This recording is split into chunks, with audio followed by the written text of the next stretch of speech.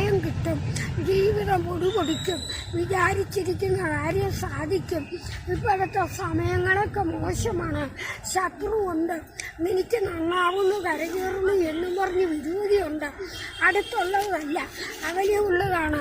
എത്ര പേര് ശത്രു കുത്തിയാലും നിന്റെ ജീവിതം നന്നാകും, അതിന് വിജയം കിട്ടും, നല്ല നിനക്കുണ്ടാകും, വിചാരിച്ചിരിക്കുന്ന കാര്യം സാധിക്കും. ഇന്ന് മോളെ ഉണ്ടായ കുടുംബം മുടിഞ്ഞു പോയെങ്കിലും ചെന്ന് കയറുന്ന കുടുംബം നന്നാകും.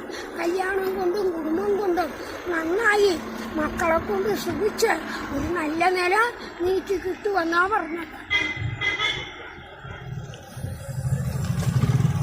അങ്ങനെയാണ് അപ്പൊ പറയണേ. ഇത് നീ പിടിച്ചെടുക്കില്ലേ?